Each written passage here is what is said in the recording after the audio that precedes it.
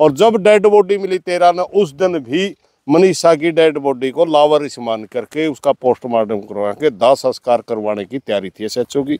वहां भाई मनीषा हत्याकांड मामला का सब ने पता है, देश का वायरल मुद्दा था अभी कुछ दिन पहले। लेकिन भाई अभी देखा जाओ यूट्यूब पे बहुत तरह की जो अफवाहें है जो फैलाई जा रही है कि उसका मामा और उसके पिताजी है जो हत्यारे मिले हैं, उसका परिवार है जो उसकी हत्या को अंजाम देने में है जो शामिल था। बहुत सारी अफवाहें है जो उड़ रही है। अभी किसान नेता सुरेश कोथ हमारे साथ में मौजूद है। अभी 1 से 2 दिन पहले है जो किसान नेता सुरेश कोथ डिगावा मंडी में गए थे और ढाणी लक्ष्मण गांव में भी गए थे, परिवार के पास में पहुंचे थे, तो बातचीत करी है इन तय और मामले की तय तक भी गए थे। जो सोशल मीडिया पर अफवाहें फैलाई गई इनमें कितनी क्या सच्चाई है, और इन तक बातचीत करी हमने। इन्हें बताया कि परिवार है जो सोशल मीडिया की अफवाह तो बहुत ज़्यादा परेशान है और सीबीआई की जांच की है जो इनने मांग करी थी, और सीबीआई की जांच भी है जो चल रही है अभी। तो क्या कुछ मामले में नया निकल कर आया है तो बातचीत करेंगे भाई, बने रही अपनी गैला शुरू से लेकर लास्ट तक। जी मनीषा हत्याकांड का पता है सबने, और आप परिवार के पास में भी पहुंचे थे, क्या कुछ नया निकल कर आया जी? देखो नया तो कुछ नहीं, थोड़ा सा एक बात देखा, जब तक मनीषा का परिवार का हमारा संपर्क रहा, चाहे वो आंदोलन चल रहा था तब या अब, पहली बार मैंने परिवार थोड़ा संतुष्ट लग गया। क्योंकि उनका मानना था कि आज तक हमारे साथ वो व्यवहार ही नहीं किया गया, हमारी बेटी गुजर रही है और हमारे को ही तरह तरह की बातें कही जा रही है, चाहे सोशल मीडिया की बात है चाहे प्रशासन की बात है।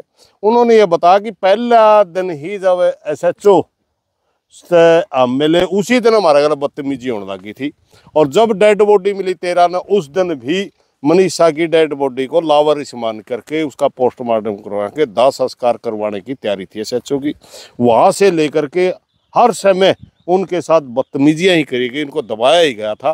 पहली बार उनका मानना था कि सीबीआई के अफसरान ने हमारे से पूछताछ भी करी है, सवालों के जवाब भी लिए हैं, मगर हमारे को ये भी आश्वासन दिया कि आपको जल्दी ही न्याय दिया जाएगा। पहली बार वो संतुष्ट नजर जी। बात करी जाओ यूट्यूब पे बहुत सारी वीडियो आवे हैं, उसमें उसके मामा और उसके पिताजी को जो हत्यारा घोषित कर दिया जाओ, उसमें कितनी के सच्चाई है जी? बिल्कुल फेक है सारी की सारी। या तो यूट्यूब वाले कोई प्रूफ दो, ना उनके पास कोई प्रूफ है, ना सीबीआई ने डिस्क्लोज कराया कोई बयान दिया है, तो उनके पास कहाँ से क्या मिल गया? ये सारी की सारी झूठ है। और इन वीडियो से परिवार दुखी भी था, और वो कह रहा था कि प्रधान जी जितना हमने सीबीआई की जांच पे विश्वास है, हम दिल और दिमाग में ये ला रहे हैं कि अब हमारे को न्याय मिलेगा, इतना ही हमारे को यूट्यूबर तंग कर रहे हैं। तो हमने एसपी भिवानी से प्रार्थना भी करी थी एक वीडियो के माध्यम से कि इनको रोका जाना चाहिए और ये पता करना चाहिए कि इनका क्या मकसद है। क्या ये किसी द्वारा फंडिड तो नहीं है? हो सकता है एक आदमी सबको फंड कर रहा हो और जनता का ध्यान भटका रहा हो सकता है ये जांच को प्रभावित करना चाहते हो। क्या मकसद है इन लोगों का, तो पता करना चाहिए आप लोगों को। तो एसपी भिवानी से भी हमने प्रार्थना करी थी, और मुझे लगता है जब उनके पास कोई प्रूफ नहीं है और जब ना सीबीआई ने बयान दिया है और उसके बावजूद वो इस तरह की बातें चला रहे हैं तो बहुत ही गलत है, निंदनीय है, वो नहीं चलानी चाहिए। अच्छा जी, अभी कुछ यूट्यूबर पे, बहुत सारे यूट्यूबर पे जो केस भी हुए थे, आप पे भी होया था, आपका भी जो समझ वो तो न्याय के लिए लड़ने वाले थे, आया था जी आपके लिए भी। हाँ तो वो देखिए वो न्याय के लिए लड़ने वाले थे, परिवार भी उनसे संतुष्ट है, हम भी संतुष्ट हैं।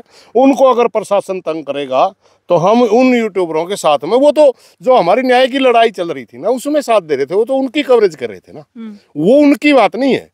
बात जो है फिलहाल जो अफवाह फैला रहे हैं उन लोगों की हमने कहा भाई इनको रोका जाना चाहिए। जो जिन्होंने आंदोलन में चलता आंदोलन दिखाया, जनता की आवाज सरकार तक पहुंचाई, उनका क्या दोष है? उनके साथ तो हम कल भी थे, आज भी हैं, और परिवार भी उनसे संतुष्ट है। परिवार मतलब कार्रवाई उनके खिलाफ होनी चाहिए जो अफवाह फैला। हाँ, अफवाह वालों के खिलाफ कार्रवाई होनी चाहिए, जो सही अपना धर्म निभा रहे थे, जो जनता के साथ खड़े थे, जनता की आवाज जो बन रहे थे, उनके साथ तो जनता है, और ना ही उनका कार्रवाई पुलिस प्रशासन ने करनी चाहिए, और ना ही हम होने देंगे। हम उनके खिलाफ अगर कोई एक्शन लेगी तो पुलिस अड़के खड़े हो जाएंगे। भाई इनका दोष बताइए क्या है? आप उनके ऊपर तो दोष कार्रवाई कर नहीं रहे जिनके पास ना कोई प्रूफ है, ना कोई लेना है, ना कोई देना है। एक ने तो ये लिख दिया कि पिता को दी फांसी। अरे कोई मामला किसी कहीं निकला है नहीं, जांच चल रही है, वो फांसी दे खड़े है। इस किस्म के पत्रकारों की बात है, वो अपने व्यू बढ़ाने के लिए कर रहे हैं या किसी से फंडेड है।